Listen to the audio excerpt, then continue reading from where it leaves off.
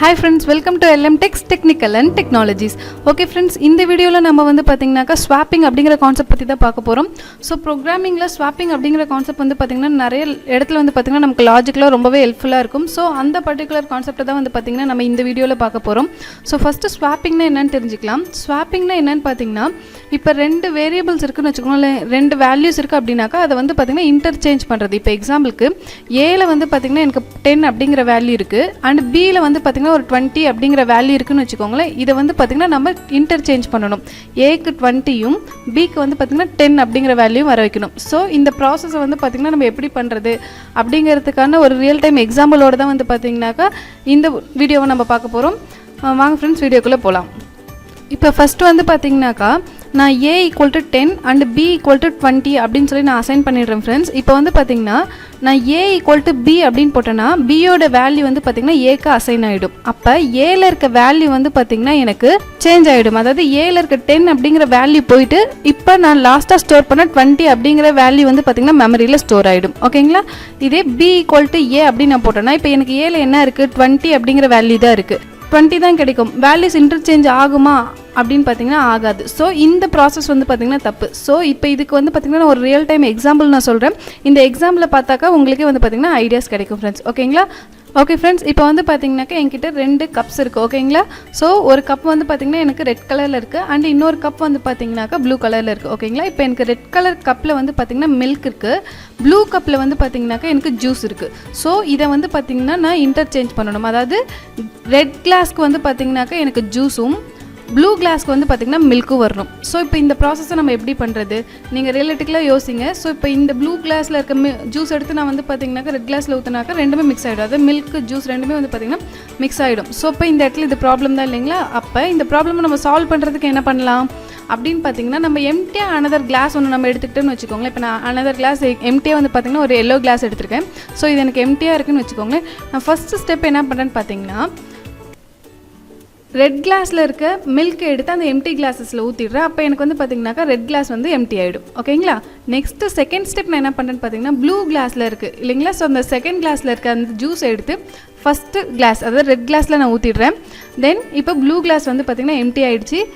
இப்போ வந்து பார்த்தீங்கன்னாக்கா அகைன் அந்த எம்டி கிளாஸ் நம்ம தேர்டாக ஒன்று யூஸ் பண்ண இல்லைங்களா? அந்த கிளாஸில் இருக்க மில்க் எடுத்து நான் ப்ளூவில் ட்ரான்ஸ்ஃபர் பண்ணிடுறேன். ஸோ இப்போ வந்து பார்த்திங்கன்னா நான் நினச்ச மாதிரி ரெட்டில் வந்து பார்த்திங்கன்னா ஜூஸும் ப்ளூவில் வந்து பார்த்திங்கன்னா மில்க்கும் வந்து பார்த்திங்கன்னா கிடச்சிருச்சு. ஸோ அகைன் வந்து பார்த்திங்கன்னா அந்த லாஸ்ட்டான எக்ஸ்ட்ரா யூஸ் பண்ண அந்த கிளாஸ் வந்து பார்த்திங்கன்னா எம்டியாகவே இருக்குது. ஓகேங்களா?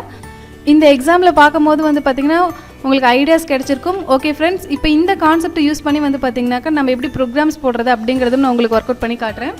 ஓகே ஃப்ரெண்ட்ஸ், ஸ்வாப்பிங் ப்ராசஸ் வந்து பார்த்திங்கன்னா எப்படி நம்ம ப்ரோக்ராமில் ஒர்க் அவுட் பண்ணுறது அப்படிங்கிறத நான் உங்களுக்கு ஒர்க் அவுட் பண்ணி காட்டுறேன். ஸோ நான் ஃபஸ்ட்டு வந்து பார்த்திங்கன்னா ப்ரோக்ராம் போடுறதுக்கான ஹெடர் ஃபைல்ஸை இன்க்ளூட் பண்ணிக்கிறேன். நீங்கள் ஹெடர் ஃபைல்ஸ் பற்றி டீட்டெயிலாக தெரிஞ்சுக்கணும் அப்படின்னு நினச்சிங்கனாக்கா அதுக்கான லிங்க் வந்து பார்த்திங்கன்னா கீழே நான் கமெண்ட் செக்ஷனில் கொடுக்குறேன், மறக்காமல் பாருங்கள். தென் வாய்டு மெயின். ஸோ நான் மெயின் ஃபங்க்ஷன் வந்து பார்த்திங்கனாக்கா க்ரியேட் பண்ணிக்கிறேன். ஸோ மெயின் ஃபங்க்ஷனில் தான் வந்து பார்த்திங்கன்னா என்னோடய ப்ரோக்ராம்ஸ் எல்லாமே நான் போட போகிறேன். ஸோ இப்போ வந்து பார்த்திங்கனாக்கா நான் ரெண்டு நம்பரை வந்து பார்த்திங்கன்னா இன்டர்சேஞ்ச் பண்ணணும். ஸோ நான் ரெண்டு வேரியபிள்ஸ் எடுத்துக்கிறேன். ஸோ ஏ அப்படிங்கிற வேரியபிளில் நான் கான்ஸ்டண்ட்டாக வந்து பார்த்திங்கன்னா 10 அப்படிங்கிற வேல்யூவும் அண்டு பியில் வந்து பார்த்திங்கனாக்கா 20. ஸோ இந்த ரெண்டு வேல்யூஸும் வந்து பார்த்திங்கன்னா நான் டேரெக்டாக நான் கொடுத்துக்கிறேன். தென் வந்து பார்த்திங்கன்னா இப்போ இதை என்னால் இன்டர்சேஞ்ச் பண்ண முடியுமா அப்படின்னா நம்ம பண்ண முடியாது. நம்ம ஏன்னா ஆல்ரெடி ஒரு லாஜிக் யோசித்தோம் இல்லைங்களா? அதாவது ஒரு வேரியபிளில் ஒரு தடவை நீங்கள் வேல்யூ வந்து பார்த்திங்கனாக்கா மாற்றிட்டீங்க அப்படின்னாக்கா இப்போ ஒரு வேரியபிள்னு எடுத்துக்கிட்டிங்கன்னா நீங்கள் ஃபஸ்ட்டு ஒரு 10 அப்படிங்கிற வேல்யூ ஸ்டோர் பண்ணுறீங்க, அடுத்து அதே வேரியபிளில் 20 அப்படிங்கிற வேல்யூ ஸ்டோர் பண்ணுறீங்க, தென் அதில் வந்து பார்த்திங்கன்னா அந்த வேல்யூ ஸ்டோர் பண்ணுறீங்க அப்படின்னா உங்களுக்கு எந்த வேல்யூ அந்த வேரியபிளில் ஸ்டோர் ஆகிருக்குன்னு பார்த்தீங்கன்னா நீங்கள் லாஸ்ட்டாக என்ன வேல்யூவை ஸ்டோர் பண்ணுறீங்களோ அந்த வேல்யூ தான் ஃப்ரெண்ட்ஸ் இருக்கும். ஓகேங்களா? ஆல்ரெடி இருந்த வேல்யூஸ் வந்து பார்த்திங்கன்னா நமக்கு ரீப்ளேஸ் ஆகிடும். ஸோ நம்ம A equal to B equal to A அப்படிங்கிற கான்செப்ட் வந்து பார்த்திங்கன்னா இதுக்கு செட் ஆகாது. ஸோ இது ரெண்டுத்தையும் நான் இன்டர்சேஞ்ச் பண்ணணும் அப்படின்னா எனக்கு மூணாவதாக வந்து பார்த்திங்கன்னா ஒரு வேரியபிள் தேவை. ஸோ எம்டி வேரியபிள் நான் C அப்படிங்கிற ஒரு வேரியபிள் வந்து பார்த்திங்கன்னா நான் எடுத்துக்கிறேன் ஃப்ரெண்ட்ஸ். ஓகேங்களா? தென் clear screen and get CH. ஓகேங்களா? ஸோ இந்த ரெண்டு ஃபங்க்ஷனையும் நான் இன்க்ளூட் பண்ணிக்கிறேன். தென் இப்போ தான் வந்து பார்த்திங்கன்னா என்னோடய ப்ராசஸ் நான் பண்ண போகிறேன். ஸோ ஃபஸ்ட்டு ஸ்டெப் நான் என்ன பண்ணுறேன்னு பார்த்தீங்கன்னா நீங்கள் ஏ இல்லை பி இந்த ரெண்டு வேரியபிள் ஏதாவது ஒரு வேரியபிள் எடுத்து நீங்கள் சிக்கு அசைன் பண்ணிக்கலாம். ஓகேங்களா? ஸோ சியில் தான் நான் வேல்யூ ஸ்டோர் பண்ண போகிறேன். ஸோ சிங்கிற வேரியபிளுக்கு நான் ஏவை வந்து பார்த்திங்கன்னா அசைன் பண்ணிட்டேன் ஃப்ரெண்ட்ஸ். ஓகேங்களா? அப்போ சியோட வேல்யூ வந்து பார்த்திங்கன்னா எனக்கு என்னவா மாறிடுச்சுன்னா 10 அப்படின்னு சொல்லி மாறிடுச்சு. ஓகேங்களா? இப்போ வந்து பார்த்திங்கன்னா தென் பியில் இருக்க வேல்யூ வந்து பார்த்திங்கன்னா நம்ம ஏக்கு ட்ரான்ஸ்ஃபர் பண்ணிக்கலாம். So A equal to, so first preference வந்து பார்த்திங்கன்னா நம்ம எந்த வேரியபிளை ஸ்டோர் பண்ணுறோமோ அந்த வேரியபிள்ஸ் தான் இம்பார்ட்டன்ஸ் கொடுக்கணும். தென் அப்புறமேட்டு தான் வந்து பார்த்திங்கன்னா வேல்யூஸ் கொடுக்கணும். ஸோ அப்போ ஏ அப்படிங்கிற வேரியபிளுக்கு வந்து பார்த்திங்கன்னா நான் பியை அசைன் பண்ணிக்கிறேன். ஸோ பியோட வேல்யூ வந்து பார்த்திங்கன்னா எனக்கு 20. So A equal to 20. ஏவோட வேல்யூ வந்து பார்த்திங்கன்னா இந்த இடத்துல நமக்கு ரிப்ளேஸ் ஆகிடுச்சு. ஓகேங்களா? தென் இப்போ வந்து பார்த்திங்கன்னா நான் பி அகைன் பிக்கு வந்து பார்த்திங்கன்னா எனக்கு 10 அப்படிங்கிற வேல்யூ வேணும். ஸோ ஏவோட வேல்யூ இப்போ 20. 10 எதில் இருக்குதுன்னு பார்த்திங்கன்னா சியில் இருக்குது. ஸோ சியை நான் அசைன் பண்ணிக்கிறேன். ஸோ பி ஈக்குவல் டு எனக்கு 10ன்னு மாறிடுச்சு. இப்போ நான் பார்க்கும்போது எனக்கு வந்து பார்த்திங்கன்னா ஏல வந்து பார்த்திங்கன்னா 20யும் பியில் வந்து பார்த்திங்கன்னா 10ம் எனக்கு கிடச்சிருச்சு ஃப்ரெண்ட்ஸ். ஓகேங்களா? ஸோ நான் இதை உங்களுக்கு டிஸ்பிளே பண்ணி காட்டுறேன் பாருங்கள்.